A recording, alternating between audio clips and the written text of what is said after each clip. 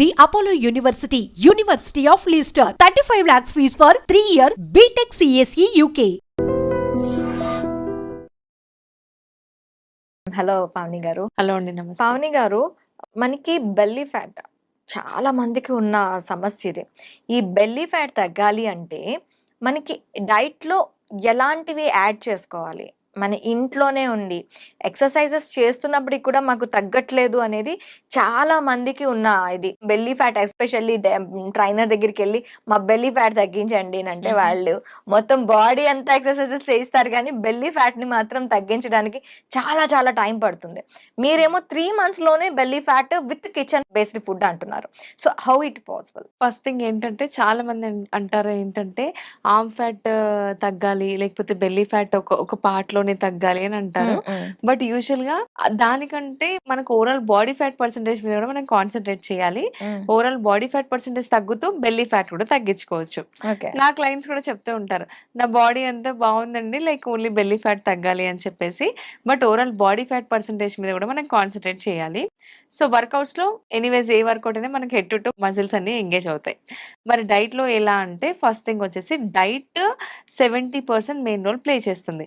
30% workouts, water intake, sleep మనకు help అవుతాయి అన్నమాట. చిన్న చిన్న ఎక్సర్సైజెస్ వాళ్ళు చేసుకుంటూ ఉంటారు, అయినప్పటికీ కూడా తగ్గట్లేదు అనే వాళ్ళకి, కంటిన్యూస్ గా తింటాను నాకు ఇది తిండి మాత్రమే కావాలి అనుకున్న వాళ్ళకి కాదు మన ప్రోగ్రామ్. హెల్దీ లైఫ్ స్టైల్ కావాలి అంటే exercise is the part of the life. Life స్టైల్లో మనకి ఎక్సర్సైజెస్ చాలా బెనిఫిట్.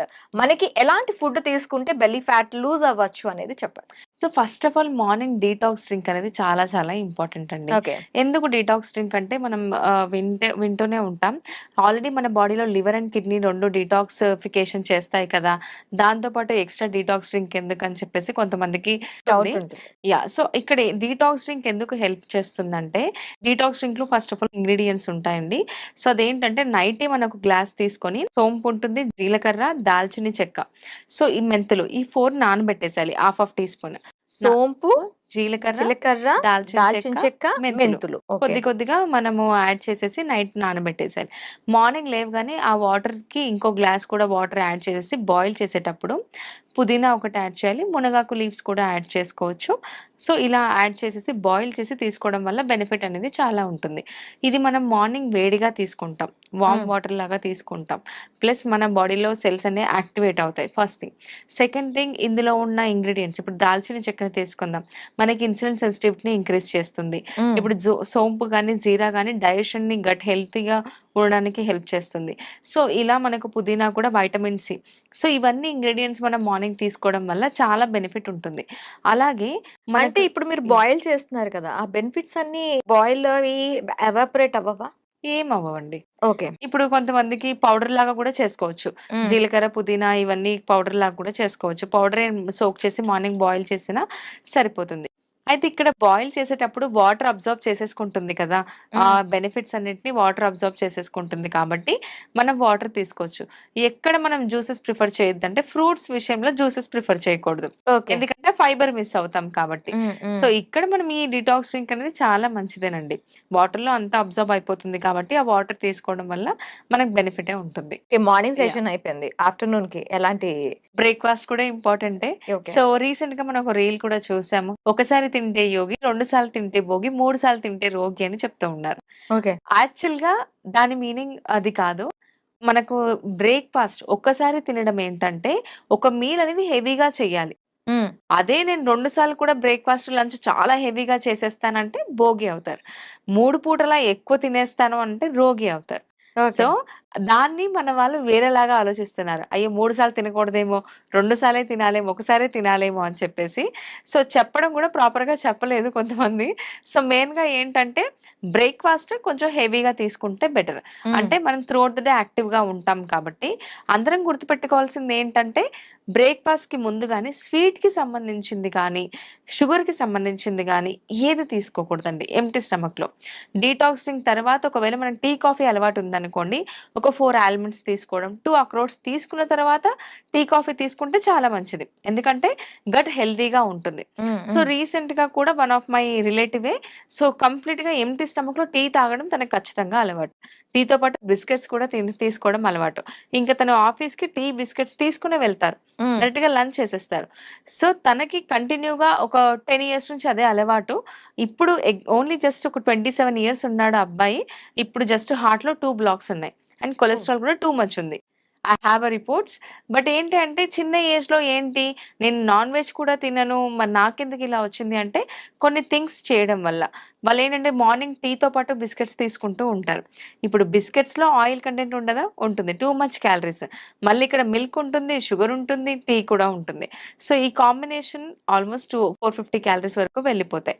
సో ఇలా తరచుగా తీసుకోవడం అయితే హెల్దీ కాదు. అలవాటు ఉంది అంటే టీతో పాటు ఐదర్ ఆల్మండ్స్ వాల్నట్స్ తీసుకొని బిస్కెట్స్ తర్వాత తీసుకుంటే బెటర్.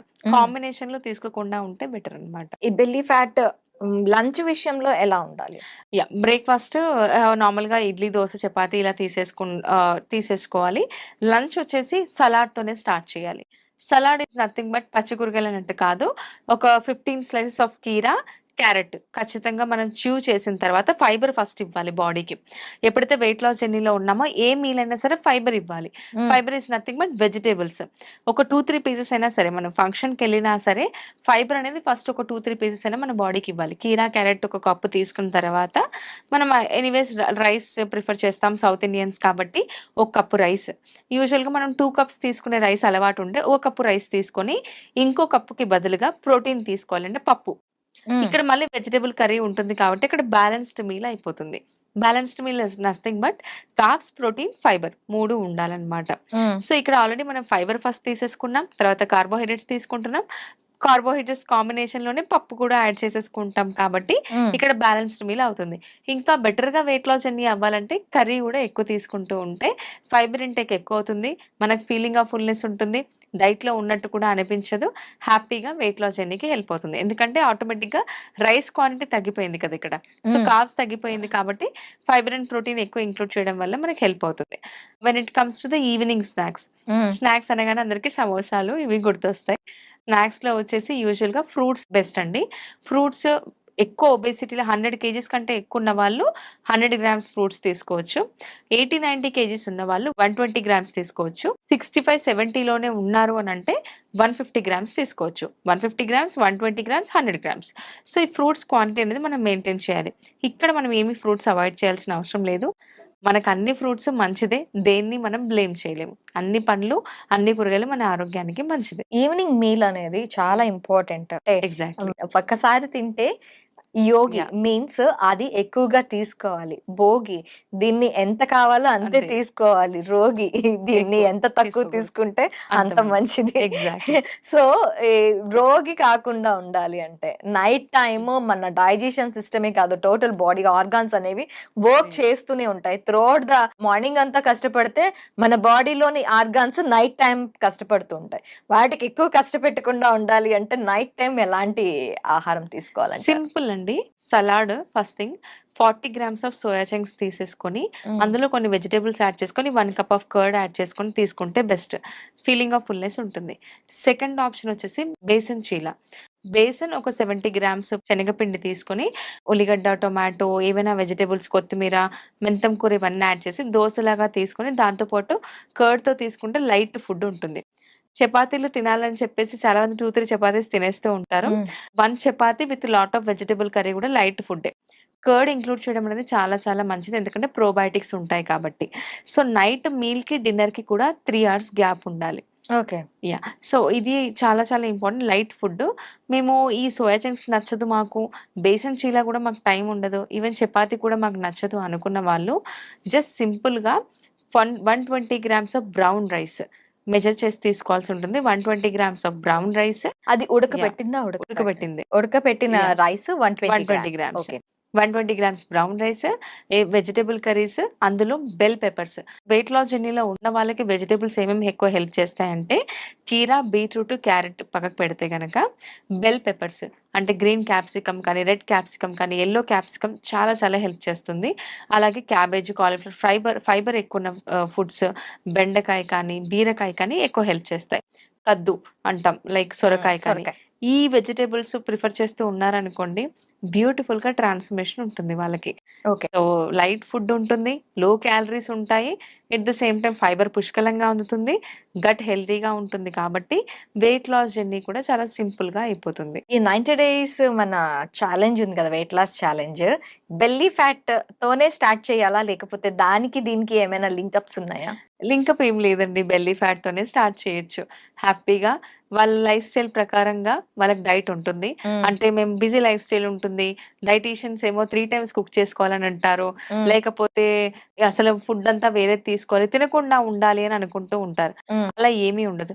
హ్యాపీగా వాళ్ళ లైఫ్ స్టైల్ ప్రకారంగానే ఫుడ్ ఇంక్లూడ్ చేస్తూ ఈ 90 డేస్ ప్రోగ్రామ్ అనేది రన్ అవుతుందన్నమాట. ఓకే. సో, ఈ ఫుడ్ ఎలా ఉంటుంది అనంటే ఫస్ట్ థింగ్ వాళ్ళు వెజిటేరియన్ అని, నాన్ వెజిటేరియన్ అని క్రాస్ చెక్ చేసుకుంటాం. హ్మ్. ప్యూర్ వెజిటేరియన్స్ అయితే చాలా మందికి ఒక డౌట్ ఉంటుంది. ప్యూర్ వెజిటేరియన్ కదా! ప్రోటీన్ నాకు రాదేమో, నేను తక్కువ ప్రోటీన్ వస్తుందేమో అని చెప్పేసి వాళ్ళకి ప్యూర్ వెజిటేరియన్స్‌కి వాళ్ళకి తగ్గట్టుగానే ప్రోటీన్ వాళ్ళ డైట్‌లో కంపెన్సేట్ చేసే విధంగా డైట్ అనేది ప్రిపేర్ చేస్తాము. అండ్ వర్కౌట్స్ కోసం కూడా భయపడుతూ ఉంటారు. బయటికెళ్ళాలా? కొంతమంది ఇంట్లో వర్క్ పిల్లల్ని చూసుకోవడం వల్ల హౌస్ వైఫ్‌కి కష్టం బయటికెళ్ళడం. సో, అలాంటి వాళ్ళకి గ్రూప్ సెషన్స్ ఉంటాయి. లైవ్ హ్మ్. సెషన్స్. అంటే ఫీమేల్ సర్టిఫైడ్ ఇన్‌స్ట్రక్టర్ ఉంటారు.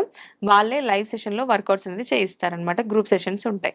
లేకపోతే ఆ టైం కుదరట్లేదు అని అంటే కూడా వాళ్ళకి రికార్డెడ్ వర్కౌట్ వీడియో కూడా పంపిస్తాం. By the end of the day వాళ్ళు వర్కౌట్ కంప్లీట్ చేస్తే చాలు.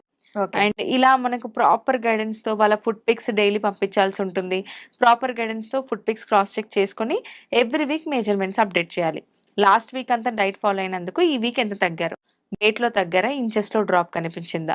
క్రాస్ చెక్ చేసుకొని నెక్స్ట్ వీక్ ఇక్కడ ప్లాన్ మనకి చేస్తాం. Inch loss and weight weight loss loss 2 కూడా 2. చూస్తారు. యాహ్! Fat okay. లాస్ చాలా ఇంపార్టెంట్ కదండీ. ఇప్పుడు హ్మ్. నా క్లయింట్స్ అయితే 3 మంత్స్‌లో 7-15 కేజీల వరకు తగ్గుతారు. కొంతమంది ఏకంగా 15 కేజీలు తగ్గుతారు. కొంతమంది 10 కేజీలే తగ్గుతారు. బట్ వాళ్ళకి బెల్లీ ఫ్యాట్ అంటే లైక్ ఫ్యాట్ లాస్ ఎక్కువుంటుంది. Inch loss is nothing but fat loss. Yes. మనకి మెజర్‌మెంట్స్‌లో ఇంచ్ లాస్ ఎంత తగ్గిందనేది కూడా క్రాస్ చెక్ చేసుకుంటాం. ఇలా కంప్లీట్ మానిటరింగ్‌తో వాళ్ళకి బెల్లీ ఫ్యాట్‌తో పాటు ఓవరాల్ బాడీ ఫ్యాట్ పర్సెంటేజ్ కూడా తగ్గేటట్టు ప్లాన్ చేస్తామండి.